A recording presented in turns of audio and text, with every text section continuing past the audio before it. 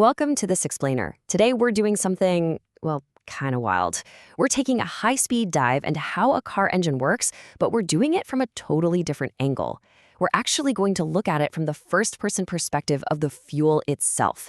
It's a high-energy, incredibly high-stakes journey that goes down in literally fractions of a second. But this tiny fraction of time, it dictates absolutely everything about how we get from point A to point B. Let's jump in. So picture this. It's the ultimate calm before the storm.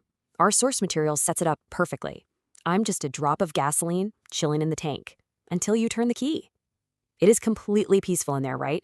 Just this vast, dark reservoir of liquid potential energy hanging out, waiting for a signal. You slide into the driver's seat, reach for the ignition, and boom. In that one split second, the tranquility is gone and literally everything changes for our little drop of gas. We go from 0 to 100 instantly. Our drop of gas is abruptly sucked through a fuel line. But actually, it doesn't even stay a liquid drop for long. It gets aggressively sprayed into this fine mist and rapidly mixed with air. Why? Well, because it needs that oxygen to react. At this point, the clock is frantically ticking. This is its one shot. It only has mere milliseconds to prove itself before the engine cycle just aggressively moves on to the next drop. Okay, let's dive into this because things get incredibly claustrophobic very fast. That fine mist of fuel and air, it gets forcefully shoved into a tiny, completely unforgiving metal chamber. There is no escape. And to make matters worse, that chamber is actively shrinking. Talk about high stakes. It's the ultimate high-pressure trial for our drop, both literally and figuratively. So what exactly is making this chamber shrink? Enter the piston. Think of the piston as basically the floor of that metal room, and it is rapidly rising up. The walls are closing in relentlessly, squeezing that volatile mixture down to almost nothing. The pressure building up here is it's absolute insanity. You can almost feel the sheer tension inside that microscopic space. It's coiled up like a high-tension spring, just desperate for a release. And then, boom, a spark plug fires. This is it, the absolute climax. At the exact moment of maximum insane pressure, a literal bolt of electrical lightning gets introduced into that claustrophobic little chamber, and the drop of gas violently explodes. But, this isn't just mindless destruction. This explosive blast is the drop's ultimate purpose finally being fulfilled. This is exactly what all that squeezing and mixing was leading up to. Because of the explosion, all that expanding heat and gas has absolutely nowhere else to go. So what does it do? It violently slams the piston back down. It forces its way against the one single part of the chamber that can actually yield. And in that one single instant, a tiny, violent chemical blast is instantly transformed into raw, kinetic, physical force. And this brilliantly illustrates the start of a lightning-fast chain reaction. This is how power actually moves through the car's anatomy. So we start with the piston being slammed down, right? That physical movement directly spins the crankshaft, which then links up to the transmission, sending power shooting down the driveshaft, navigating through the differential, and finally pushing out to the wheels. It's like a seamless, lightning-fast baton pass of energy from a microscopic explosion all the way down to the rubber meeting the road. Let's actually zoom in on that crankshaft for a second, because the source uses this highly relatable analogy. That downward slam of the piston violently spins the crankshaft, and you can think of it exactly like pedaling a bicycle. When your leg pushes straight down on the pedal, that downward force magically turns into a spinning motion by the bike's gears. Well, that is exactly what the crankshaft does with the piston's explosive downward thrust. From there, that rotational energy hits the transmission, and the transmission is essentially a set of gears picking the right amount of muscle for the job.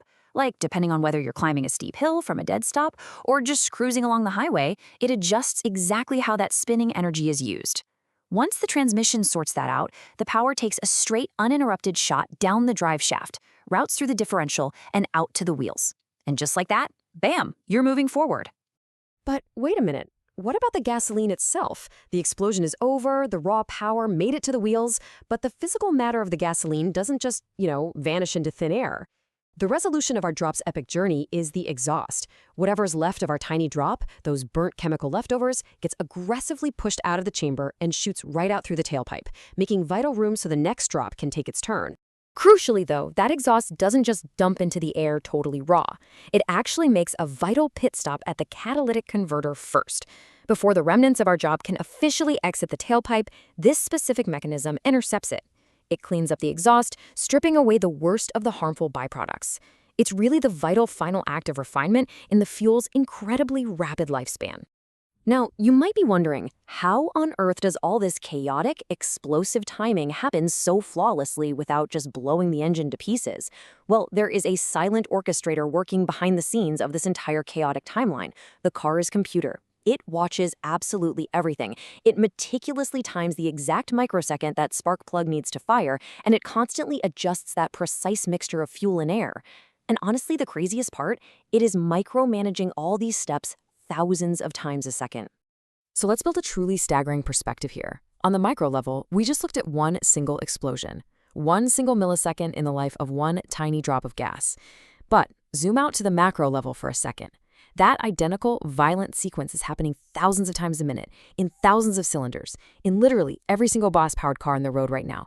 It is a massive, coordinated symphony of controlled detonations happening all around us, every second of the day. Which brings us to a surprisingly poignant thought from our source material. I'm just a drop of gas, but for 1 millisecond, I'm the whole engine. I just love that. It's such a powerful reminder of how incredibly small parts, perfectly ignited at just the right time, create massive, unstoppable momentum. For that fleeting fraction of a second, that tiny microscopic drop bears the entire weight and forward motion of a multi-ton vehicle. So, here is a final thought to leave you with today.